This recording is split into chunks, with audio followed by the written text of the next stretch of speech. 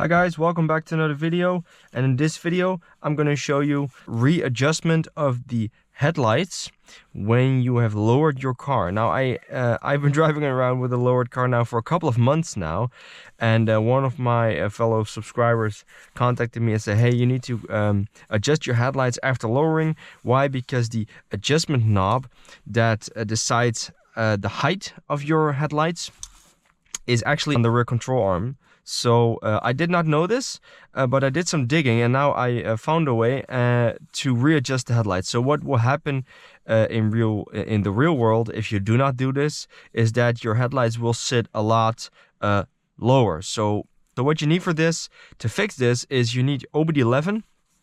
I will already plug it in. There you go. Then turn your ignition on. That will be enough.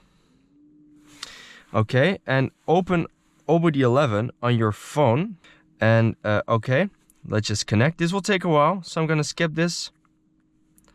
Okay, now the car is connected. To perform this operation, you're gonna need a profile. You have to pay for this. This is here it's 25 euros per year, but you do need this to perform any of these steps. So if you go to home, click on the blue button in the lower right corner, then just scroll down, but just keep scrolling until you find the headlight regulation. Click on that. Yes, and this is actually the point where it's in Dutch. Now you want to scroll down and go to something like basic settings or basic values or something like that, and you will have three options.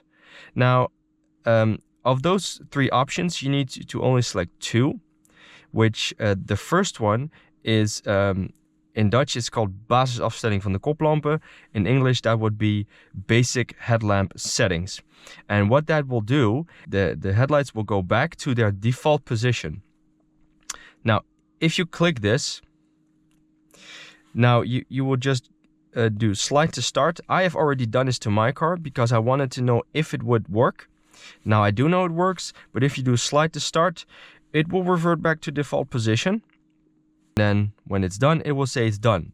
Now, if you do that, there's a pretty high probability you will get a headlight error.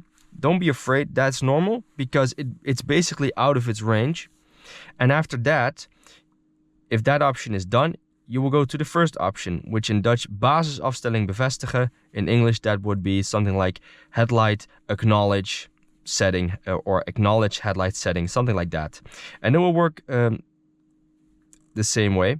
So you click that and do slide to start, and that will save the new headlight setting. So the first option is get it back to default, and the second option is save that default as its new default. Yeah, maybe sounds a bit weird, but that's it. Afterwards, you can just see the fault codes if there are any fault codes. Now, I don't have any fault codes. If you have done these two options, then there will not be any fault codes. If you still have some minor adjustments, you can adjust them by the knobs behind your headlights. Pretty easy to do. But what I would always do is, since there's so much electronics here going on, first do it with OBD11 or via CDS, and afterwards do it manually.